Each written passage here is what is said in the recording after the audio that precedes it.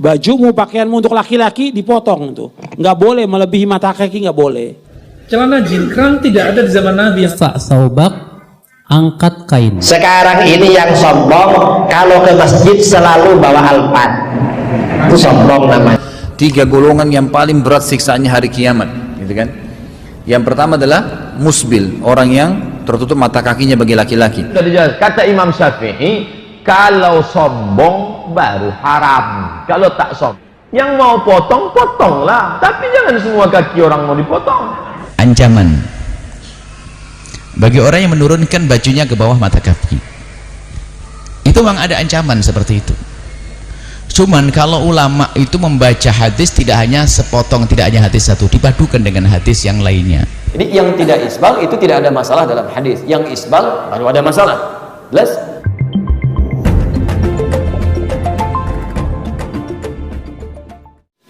Bajumu, pakaianmu untuk laki-laki dipotong tuh, nggak boleh melebihi mata kaki, nggak boleh.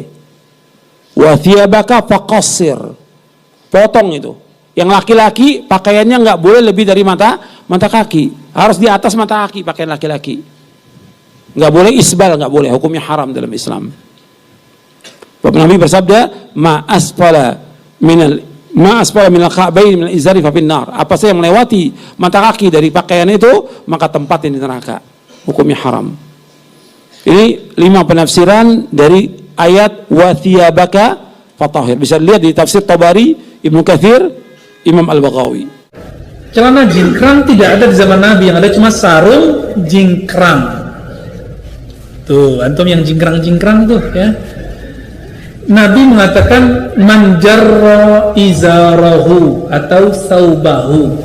Siapa yang mengulurkan, jarra artinya mengulurkan izarnya. Apa arti izar? Izar artinya sarung. Izar artinya saub. Saub itu kain. Kain itu artinya sarung juga. Makanya ulama sepakat, kecuali Ibnu Qayyim, bahwa Nabi tidak pernah pakai celana. Nabi selalu pakai sarung tuh. Semoga tersinggung. Rasain kata samping ya. Mentang-mentang pakai apa nih? Oh, celana juga. Jadi ternyata Nabi nggak pernah pakai sarung. Namun ini kaedahnya ada. Nabi itu memakai pakaian kaumnya. Karena di kaumnya Rasulullah pakai sarung, Nabi pakai sarung. Coba kalau Nabi orang Melayu Riau, mungkin pakai celana, terus ada yang apa tuh, yang sarungnya setengah itu. Wah, itu di atas lutut malah, Pak. Bukan di bawah lutut ya, di atas lutut malah. Gimana hadisnya? Di hadisnya memang ada di riwayat Nasai ya, orang yang matahtal ka'bain finnar, yang di bawah mata kaki di neraka. Maka Syekh bin Baz mengatakan, kamu walaupun gak sombong, kalau di bawah mata kaki neraka. Tapi pendapat itu dibantah oleh ulama Yaman, ulama Azhar, ulama Suriah. Guru-guru kita rata-rata ya jingkrang, ada yang jingkrang, ada yang tidak. Bahkan Syekh Sudais itu coba lihat di Mekah, kurang salafi apa beliau?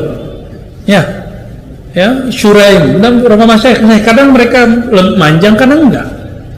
Jadi apa arti kelarangan untuk berpakaian yang jingkrang itu? Ternyata Nabi mengatakan khuyala. Saya sudah jelaskan berkali-kalinya. Nabi SAW dalam Kitabul Libas, bab pakaian di Sahih Bukhari, hadis pertama Imam Bukhari meriwayatkan dari Abu Bakar radhiyallahu taala anhu.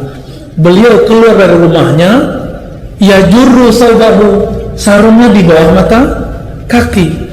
Saat itu terjadi kusuf, matahari gerhana, lalu beliau langsung sholat dan sarungnya di bawah mata kaki. Diterima nggak sholatnya? Terima nggak? Serius? Kata Ustadz Antum nggak diterima. Yang nggak diterima itu yang khuyala, yang dia berkhayal lagi sholat. Sekarang yang berkhayal bukan yang di bawah mata kaki, yang jingkrang-jingkrang mungkin yang berkhayal. Gua nih pengikut sunnah nih ya. Terbayang begitu nggak lagi sholat? Kalau iya, sholatnya nggak diterima. Karena dalam sholat kita nggak boleh memikirkan diri, kita harus kemudian tawajjuh ilallah, inni wajjahtu wajhiya, aku hadapkan wajahku kepada Allah, malah mikirin sarung sama celana. Ya, jadi nggak boleh. Jadi silakan yang jingkrang amalkan hadis Ibnu Umar, silakan yang di atas, yang di bawah mata kaki amalkan hadis Abu Bakrah dan Abu Bakar. Kita sudah sebutkan berkali-kali, Abu Bakar kata Nabi, lasta mimman sana'a dzalika khuyala. Anda boleh karena Anda tidak sombong. Hadis Bukhari. Kalau nggak percaya buka. Saya melihat seorang laki-laki yang memakai kain melebihi mata kakinya, bahkan sampai terseret ke tanah.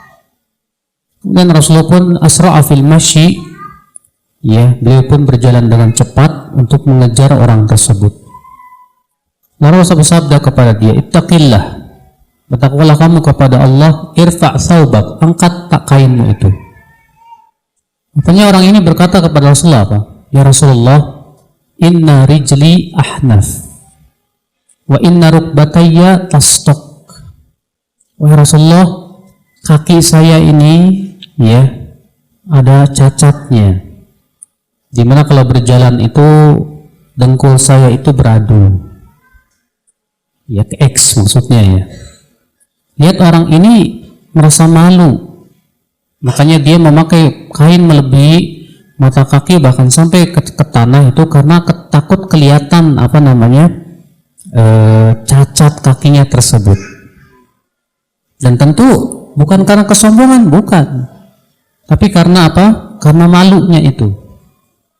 Tapi apa kata Rasulullah? Kata Rasulullah, kullu khalqillah hasan, setiap ciptaan Allah itu bagus.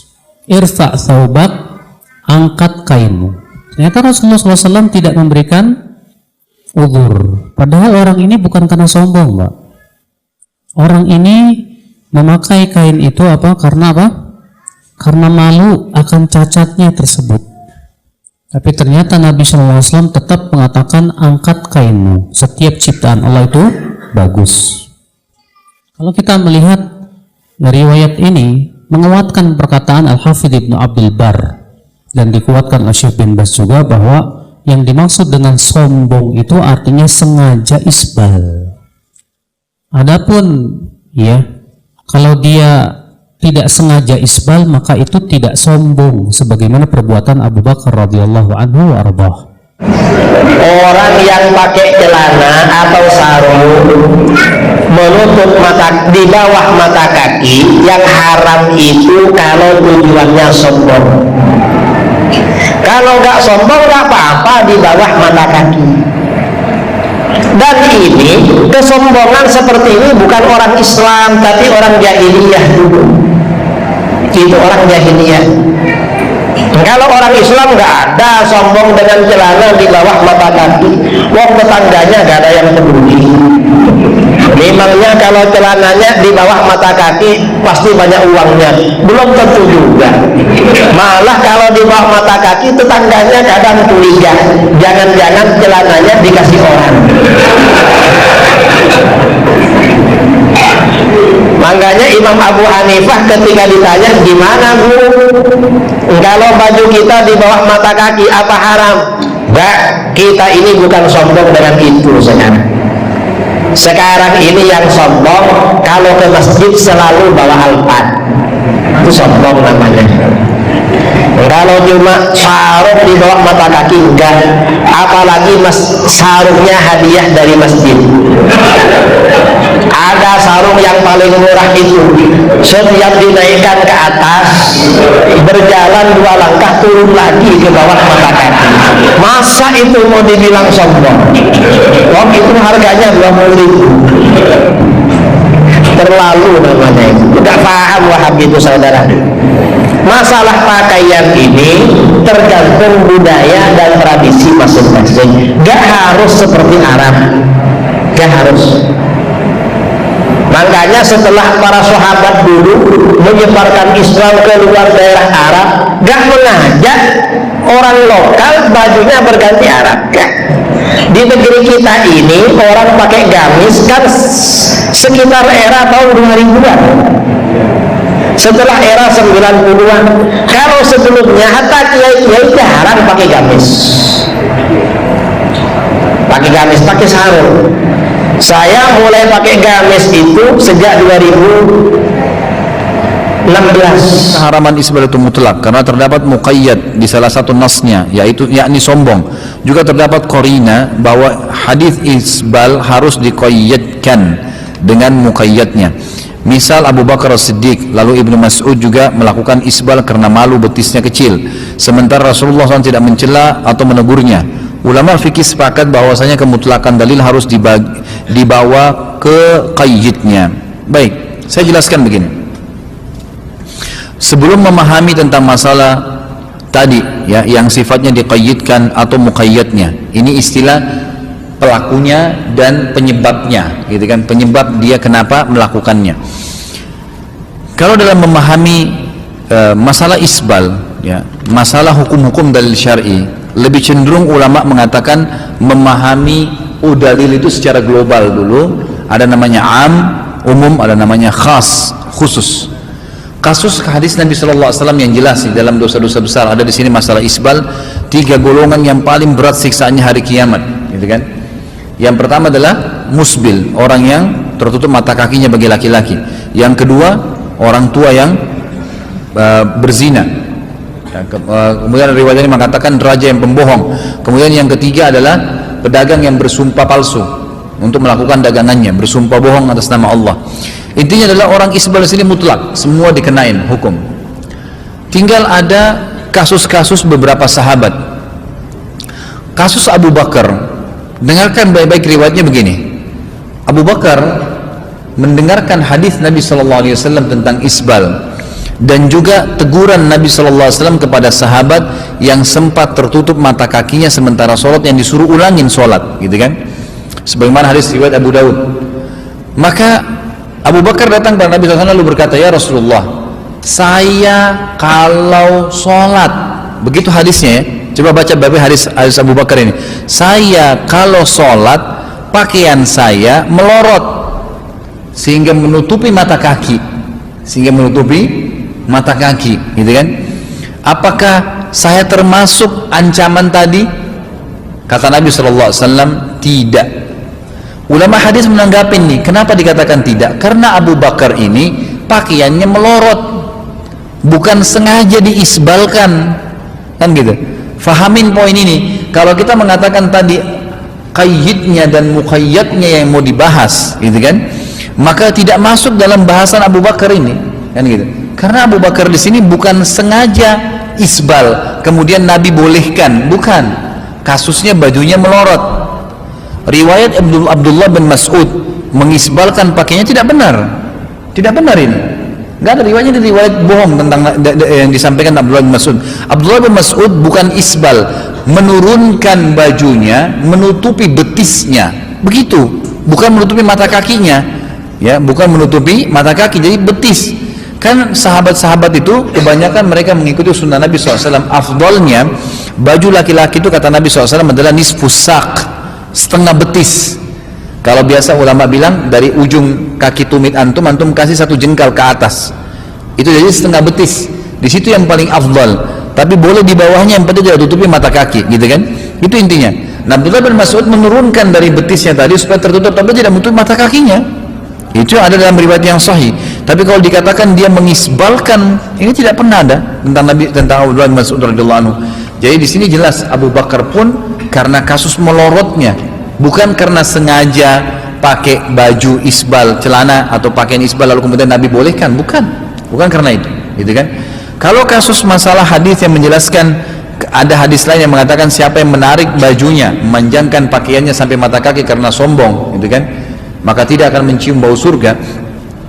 Kasusnya ini adalah kasus yang lain. Berarti ada, kalau dia isbal plus sombong, berarti ada ancaman lain, kan gitu. Jangan ditarik, oh berarti kalau tidak sombong nggak apa-apa, nggak bisa, kan gitu. Makanya ada seorang sahabat lewat, lalu Nabi SAW mengatakan, kebetulan bajunya sampai jatuh nih, tutup mata kakinya. Kata Nabi, irfa thawbak fa innahu atqa li rabbika wa anka li thawbik. Hadis sahih riwayat Imam Ahmad, gitu kan. Angkatlah bajumu dari mata kakimu itu, karena itu lebih bertakwa pada Tuhanmu. Kasusnya ini karena bertakwa sama Allah yang perintahin, Allah yang larang kita lakukan, gitu kan. dan itu lebih suci bagi bajumu, lebih suci bagi bajumu. Allahu a'lam. Sampai ada satu orang dari Garuda Sakti menelpon, Ustadz, anakku mau bertinju sama bapaknya. Kenapa? Anak ini pulang ke rumah, diambilnya semua celananya, diguntingnya, potongnya habis. Celana bapaknya pun dipotongnya. Gara-gara dikatakan asal di bawah mata kaki masuk neraka. Ma asfalal ka'bain finnar, di bawah mata kaki masuk neraka. Padahal mazhab Syafi'i sudah menjelaskan lama. Imam Syafi'i meninggal 204. Sekarang 1438, 12 abad setengah hampir sudah dijelaskan. Kata Imam Syafi'i, kalau sombong baru haram, kalau tak sombong tak haram. Imam Syafi'i yang ngomong. Kalau sombong haram, kalau tak sombong tak apa-apa. Kata Imam Nawawi 676.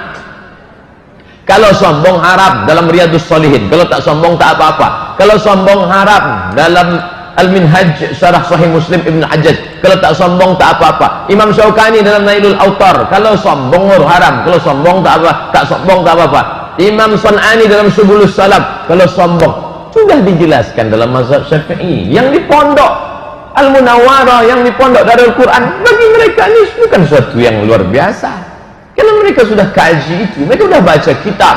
Tapi yang SMP, SMA, SMP tak ada belajar agama, SMA tak ada belajar agama, masuk kuliah, inilah yang haus-haus agama. Ketika dia pegang, iya Pak, saya tidak setuju yang mengejek-ejek. Ada kawan baru hijrah, lalu dipotongnya kaki celananya, lalu mengejek, itu saya tak setuju.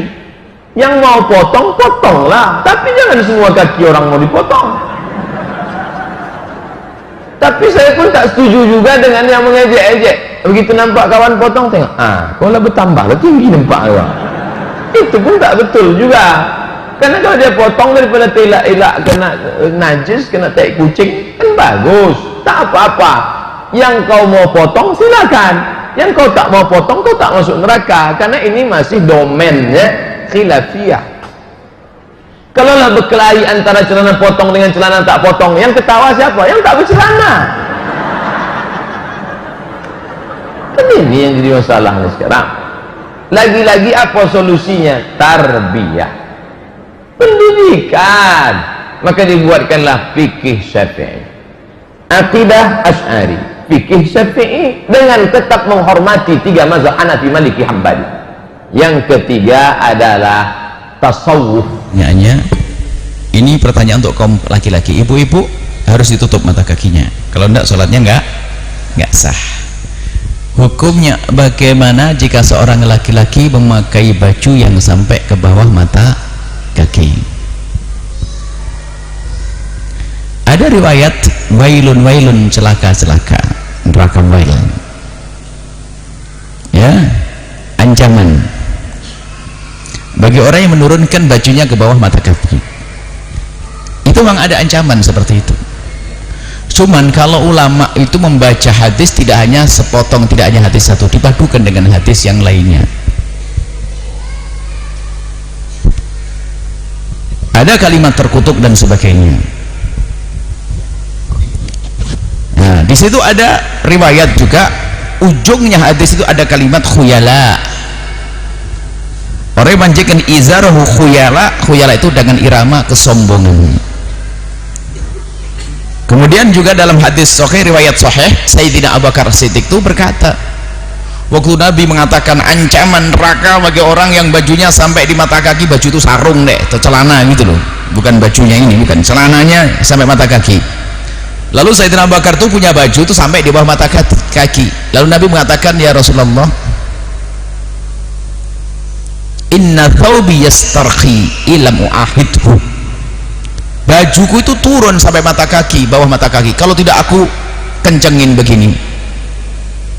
Ternyata Nabi dengan spontan menjawab, anta lasta mimman yaf'alu dalik, atau kama qala Rasul, bukan seperti itu yang dimaksud, engkau bukan orang yang termasuk dapat ancaman masuk neraka. Yang masuk ancaman masuk neraka itu ada dengan kesombongan, action, gaya, diturunkan untuk gaya. Maka dari makna ini bisa disimpulkan ada memang pendapat Pendapat yang pertama adalah yang mengatakan adalah haram di bawah mata kaki. Mereka bersadarkan pemahamannya, karena ini masalah khilafiyah, haram buat dirimu tapi jangan haramkan orang lain. Yang kedua adalah sunnah agar tidak diharamkan orang lain, maka paling tidak masuk wilayah sunnah, mengangkat di atas mata kaki. Turunnya adalah makruh. Yang pertama adalah mengatakan turun di bawah mata kaki adalah haram, yang kedua adalah makruh dan tidak batalkan sholat. Makruh, Anda tinggal pilih mana. Kalau Anda termasuk orang yang mengambil yang haram, karena ini masalah khilafiyah, jangan keras-keras sama orang gara-gara celana turun saja neraka kau. Nah, ini. Tapi tetap kami himbau sebisa mungkin tolonglah bajumu diangkat di atas mata kaki. Tolonglah angkat bajumu, sarungmu di atas mata kaki. Bagaimana orang sombong? Diingatkan nggak mau, itu sombong. Ya, ngangkat dikit aja kok susah. Tapi sekarang sudah terlanjur kepanjangan, ya dimaafkan, itu saya tidak bakar siti kamu. Gitu loh. Maksudnya begini loh ya. Jika Anda termasuk orang yang bisa mengangkat di atas mata kaki, angkatlah. Tapi di saat Anda melihat ada orang yang sarungnya sampai bawah mata kaki, jangan mencaci maki. Itu maksud kami. Isbal itu hadisnya sangat banyak sekali. Kemudian kalau antum kumpulkan, kemudian dianalisis, pertama apa itu isbal, gitu kan? Apa itu isbal? Apa itu isbal? Isbal itu sederhananya adalah melebihkan pakaian di bawah mata kakinya. Orangnya disebut dengan musbil. Orangnya disebut dengan musbil. Pertama kita sepakati dulu bahwa hadis yang dipersoalkan tentang orang yang isbal. Berarti orang yang tidak isbal nggak ada masalah. Jelas di sini? Karena hadisnya mempersoalkan orang yang isbal. Jadi orang yang tidak isbal tidak ada masalah. Jadi Nabi aja tidak mempersoalkan orang yang tidak isbal, yang celananya di atas mata kakinya. Itu tidak dipersoalkan oleh Nabi. Jadi kalau sekarang ada orang mempersoalkan, Anda siapa? Nabi aja nggak mempersoalkan, masa Anda mempersoalkan? Jelas ya? Jadi yang tidak isbal itu tidak ada masalah dalam hadis. Yang isbal baru ada masalah. Jelas? Jadi terbalik ya, kalau perempuan mesti isbal, Bu. Mesti isbal. Awas hati-hati, laki-laki tidak isbal. Jangan kebalik. Ya, laki-lakinya kemudian misalnya ada persoalan, perempuannya malah pada nggak isbal. Dan ketinggian isbalnya melebihi laki-laki, itu salahnya fatal. Dan nggak usah dibayangin, awas. Ya. Baik. Pelan-pelan. Waliyadzubillah ya, waliyadzubillah. Kita kembalikan. Sekarang sepakat dulu sampai sini? Sepakat ya? Jadi kalau yang tidak isbal tidak ada masalah. Yang isbal ada masalah. Cuma masalahnya di mana? Itu dia dulu. Harus sepakati dulu masalahnya apa dan di mana masalahnya. Dan kapan terjadi masalah itu? Baik. Hadis-hadis sampai kepada kita ada di Abu Daud, kemudian bagian pertama ya nomor 187. Teman-teman sekalian, di hadis pertama. Satu kali saya persingkat saja. Nabi SAW sedang duduk dengan para sahabat. Tiba-tiba lewat seseorang. Ketika lewat seseorang ini, Nabi mengatakan, lihat kalimatnya. Nabi mengatakan, lima makna beliau sampaikan, orang yang pakaiannya melebihi batas mata kakinya, maka tempatnya di neraka. Famaq'aduhu finnar, tempatnya di neraka. Orang yang pakaiannya melebihi batas mata kakinya, tempatnya di neraka, kata Nabi. Jelas ini? Belum, karena belum selesai kalimatnya. Baik, bagaimana Anda bisa jelas, kan? Baik. Di sini kemudian Abu Bakar langsung berkata, ya Rasulullah, bagaimana dengan saya? Bagaimana dengan saya? Karena izar saya, izar itu sarung, ya, sarung saya, pakaian saya juga melebihi mata kaki. Kata Nabi, kamu tidak termasuk dalam ini.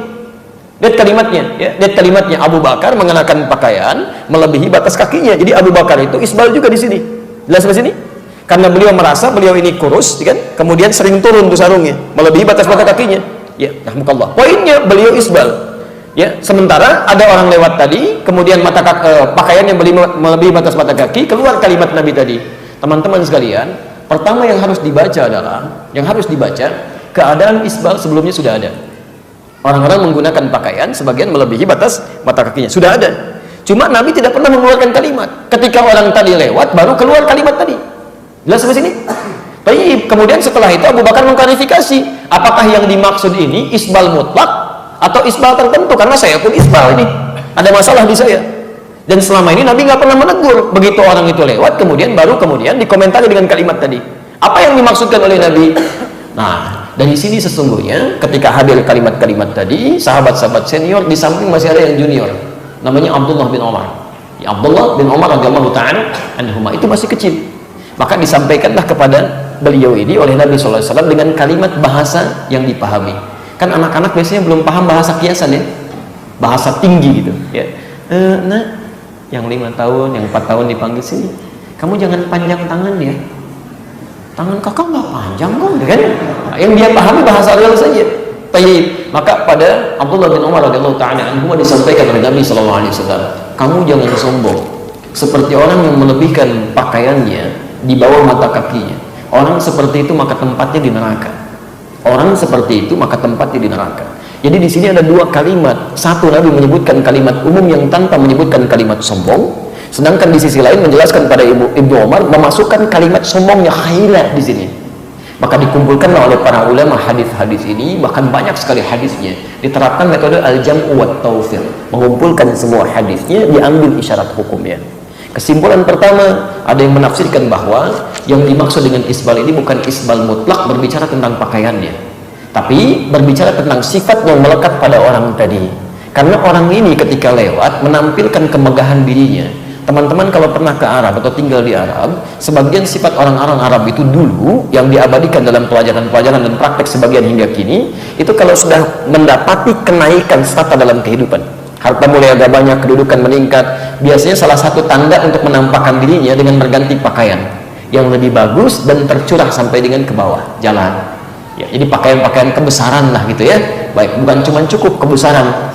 Kalau yang perempuan itu pakai perhiasan-perhiasan. Ya, baik, kalau jalan perhiasan banyak, itu kan tabarruj namanya. Tabarruj muncul, kelihatan kaki gelang dipakai kan, gelangnya di kaki, ketika jalan kici gitu kan. Itu tandanya sudah mulai meningkat strata kehidupannya.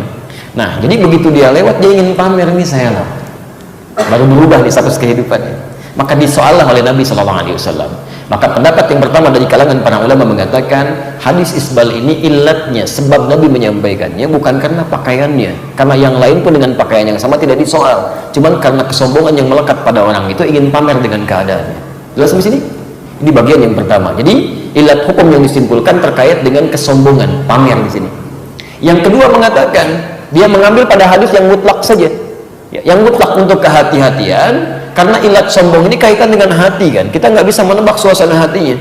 Ya, suasana hati bisa sombong bisa tidak, karena Nabi mengatakan dalam satu situasi mutlak kalimatnya untuk kehati-hatian dia mengambil yang ini saja. Jadi pokoknya nggak boleh isbal lah. Kalau isbal resikonya bisa di neraka gitu kan. Maka mengambil hadis ini dengan pemahaman untuk menjauhi isbal, maka dia praktekkan dalam kehidupan selamanya, kemudian dia sesuaikan di atas mata kakinya. Ya, pendapat yang kedua. Tayyib. Yang ketiga kemudian berusaha menggabungkan ini. Ini menurut saya yang terbaik. Ini yang menggabungkan.